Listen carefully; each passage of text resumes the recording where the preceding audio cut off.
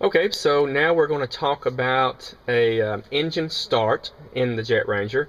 Of course, this will be a simulated start. We're not actually going to start the engine, but we're going to talk about a few important things that you need to be aware of, as you're starting. First and foremost, we will always use a checklist. So that we are absolutely sure that we've done every step prior to the other required steps, and just make sure that we've done everything that's necessary. You can use the step-by-step, you can do the flow and verify, you can do the do and verify. There's several ways to run the checklist, but we will definitely be running the checklist. The first thing you want to do, of course, before you start, after you have ran the checklist, is to check around you and make sure you're clear. Make sure that your blades are untied and that they have the room to move around.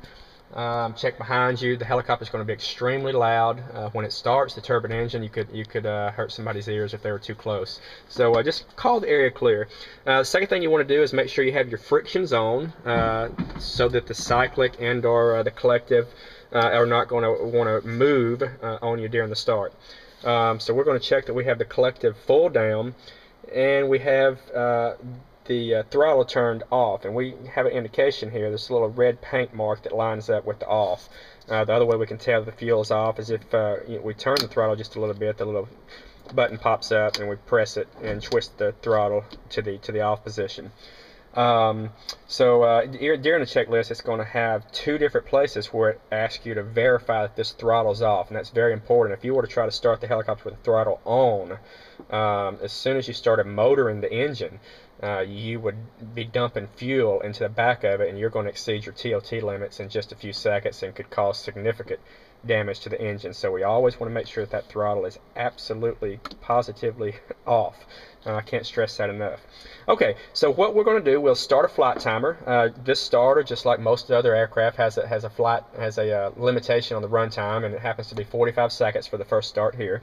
So we'll start a flight timer, and then we'll press and hold the starter button. All right, this is going to run the electric motor that spins the turbine.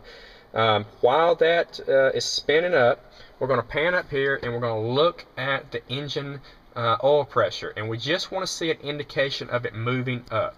That lets us know that the engine is pressurizing, or the oil pressure is rising, and everything seems to be working fine there. You then want to come down and check your TOT. Now we have a limitation on the TOT as far as starting. We have to be 150 degrees or less before we introduce the fuel. And the third thing you want to check is to come down here and make sure that you are at least, I like to start at least 14% on my N1.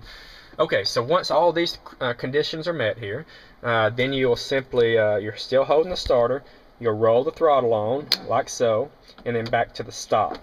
Now the whole time you have your finger pressed on the starter, and you're guarding this idle cutoff with your thumb or with your other finger, however feels comfortable to you. You just got to be able to hit this button and roll that throttle off if the engine were to overheat or you get a hung start or that sort of thing. So there's really just two, maybe three or four actually possibilities that can happen during the start. One, the engine will start normally. Two, you'll get what's called a hung start, and basically the N1 will get up here in the 30 or the 40 range, and it'll just stop climbing. Your TOT may stabilize, or it may not. It may continue to climb depending on the N1 speed. So in any event, what you want to do is just roll the throttle, here to flight idle by depressing the button. Roll the throttle to flight idle, but still continue to hold the starter. This works as the cooling for the engine as well, because it keeps the airflow moving through the engine, getting the hot gas out of there and that sort of thing. So once your temperature up on the TOT gets to an acceptable level, then you can release the starter. So the hung start's one thing you can get. The second thing you can get is what's called a hot start, and that normally occurs when a pilot attempts to start the engine with not enough N1 or a weak battery.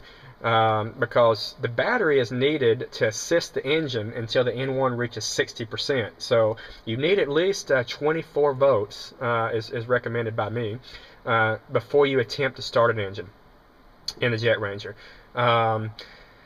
So if a hot start occurs, you'll get that indication by looking at the TOT. We'll review the checklist to see what the limits are, but you know, you can operate maybe 10 seconds above the 810 there. If you go to the 927 for 1 second, that's an immediate shutdown. But you know, you can kind of watch this indication. If it comes up here, then it starts rising and rising on you. You know, you might want to just go ahead and shut down as a precaution. Even though you haven't, you know, busted any of the limits, it may be a good idea just to shut down as a precaution, because I can tell you this Jet Ranger normally starts. It never goes into the red or exceeds the red. We can always start within the yellow, or in my experience I have. So if I am in here flying and I notice it goes, you know, past that 810 there, I'm going to shut it down because I know something is not exactly right, and it's just out of the norm. The third thing that can happen is that the engine, of course, start normally, and the fourth thing that can happen is you have an engine fire. You don't have any indication up here that you have an engine fire, other than you may hear or you see smoke if you have a little tailwind or that sort of thing. In any event, in all those scenarios, except for the engine start normally, you're going to just press the idle cutoff button here and roll the throttle off, shutting down the fuel flow, but keeping your finger on the starter. The important thing to take away from this whole sequence is to never release the starter button until until either two things have happened. A, the engine is running at idle at 60% in one, or B, you've shut the fuel off and your TOT has cooled down to an acceptable level before you release that starter. And that kind of takes us through the startup of the Jet Ranger.